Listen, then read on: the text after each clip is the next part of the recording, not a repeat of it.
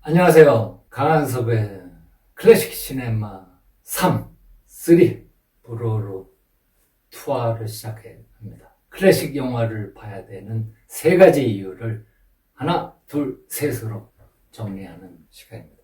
첫 번째 영화는 에리 로메르 감독의 몽소의 빵집 여자, 1963년 상영시간 25분 단편 영화입니다.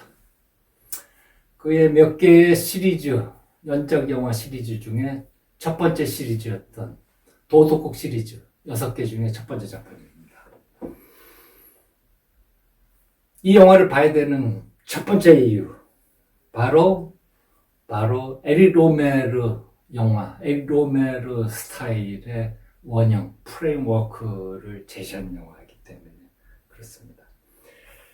남자, 여자를 만나고 사랑에 빠집니다.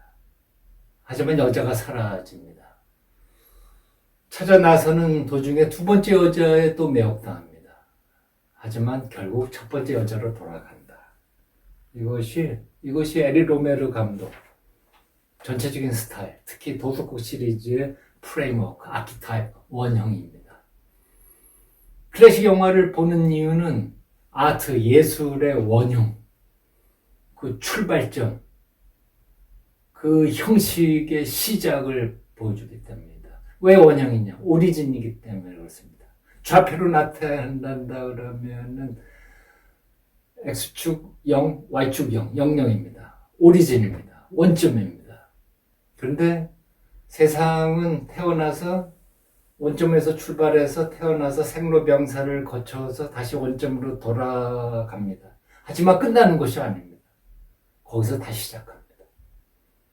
이게 아트, 예술의 신비로시다. 그런데 이러한 남자와 여자가 만나서 헤어지고 더 다른 여자에 매혹당하지만 다시 첫 번째 여자로 돌아간다는 무르나우 감독의 선라이즈, 그죠? 일출. 예, 그대로 나와 있어요. A man commit to a woman, 여자를 만나고 사랑하지만 두 번째 여자에 매혹당합니다. 하지만 결국 첫 번째 여자로 돌아갑니다. 이겁니다. 이게 첫 번째 이유입니다. 두 번째 이유는 그 스타일입니다. 이런 스토리, 이런 플롯을 전해주는 스타일. 주로 주인공이 자기의 목소리로 자기의 생각, 자기의 감정, 자기의 행동을 분석해서 얘기해 줍니다. 도덕극이라는 그 연작 시리즈의 이름은 윤리적 판단을 하는 것이 아닙니다. 주인공이 자신의 내적 감정에 대해서 생각하고 분석하고 판단한다는 얘기입니다. 내적 감정, 이게 inner feelings. 근대 사회를 만든 현대인, 개인의 그거는 뭐냐면 타인이 내 내적 감정에 대해서 질문하지 않는다는 겁니다. 왜냐하면 내 내적 감정은 바로 나를 만드는, 나 개인, 고유한 내 개인을 만드는 가장 중요한 특징인데 그 내적 감정의 주인은 나만이 나의 내적 감정을 아는. 에리 로메르 감독의 이 도둑국 시리즈는 주인공이 자신의 내적 감정을 분석하고 생각하기 때문에 모던 필름이 됩니다. 현대 영화가 됩니다. 63년 작품인가 60년 작품입니다. 60년 전. 하지만 다시 보십시오. 그 어떤 포스트 모던 영화보다도 새롭습니다. 그리고 우리 동시대죠. 세 번째는 하나의 테마를 가지고 계속 반복합니다. 그 반복하다가 인간의 테마, 바로 사랑, 욕망, 미움, 이런 것들이 절절하게 펼쳐지는 겁니다. 그러면서 죄책감, love and desire, 그리고 guilty.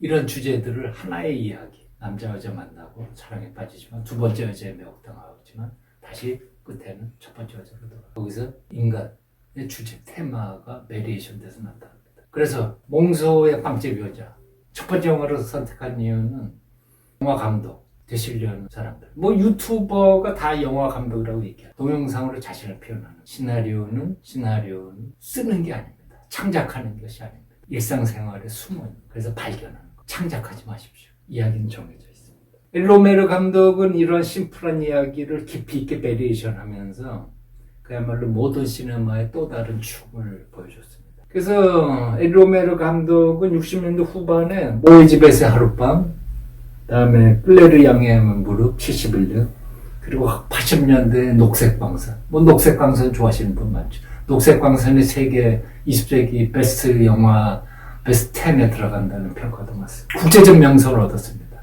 하지만 단 한 차례도 빅버짓을 요구하지 않았습니다. 스타들을 요구하지 않았습니다. 가장 간단한 그 영화 테크놀을 가지고 가장 간결한 그 프로덕션 팀을 구성했습니다. 저는 공부할 때 에리 로메로 감독의 강의를 직접 들었습니다. 그때 그 자기 여성 촬영 기사와 함께 교실에 들어와서 자기 영화를 만드는 스타일을 얘기해 줬어요. 아주 맑은 눈빛을 가지고. 1920년생이니까 제가 86년쯤에 만났습니다. 그러니까 예술이 훨씬 지난 다음에 에도 아주 맑고 아주 청량한 목소리로 학생들에게 영화는 무엇이고를 말씀해 주셨습니다.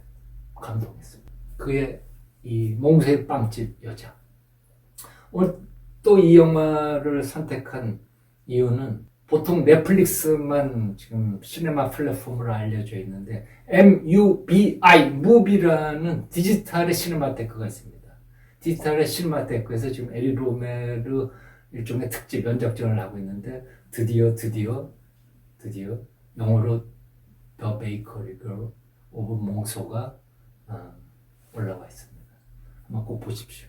뭐 다른 시간에 이 놀라운 OTT 오브 더 톱 글로벌 시네마테크, 디지털 시네마테크 MUBI를 따로 소개해드릴게요. 에리 로메르 감독은 2010년에 사망했습니다. 그러니까 우리 나이로 90까지 살았습니다. 그리고 아주 간결한 소박한 장례식을 치르고 그의 육신을 화장했습니다. 뼈가루만 남기고 파리 시내 중심가에 몽파르나스 묘지에 묻혔습니다. 그의 무덤에는 돌무덤입니다. 거기에 에리 로메르라고 써있지 않았습니다. 단 하나의 이름만 써있어요. 모리스 슈레드. 그의 원래 이름입니다. 모리스 슈레. 원래 아버지 성이 슈레였습니다. 그리고 첫 번째 그가 받은 이름이 모리스였습니다. 그래서 자기 이름조차도 모리스 조셉 슈레, 다음에 장마리 슈레 뭐 이러다가 결국에는 자기 예명 에리 로메르라고 했는데 이건 에리 본 스트로하임 배우의 이름에서 에리, 다음에 sak스 로메르라는 또 소설가에서 로메르를 땄습니다. 신비로운 인물이었습니다. 그렇죠? 저는 에리 로메르와 함께 자크 리베트가 그야말로 가장 누벨바그다운 감독이라고 생각합니다. 오늘 첫 번째 강하섭의 클래식 시네마 3 가지 클래식 시네마를 보고 또 봐야 되는 3가지 이유. 첫 번째, 얼마나 좀 푸근한 제목입니까? 몽소의 빵집 여자 소개해드렸습니다. 감사합니다. 다음 시간에 뵙겠습니다.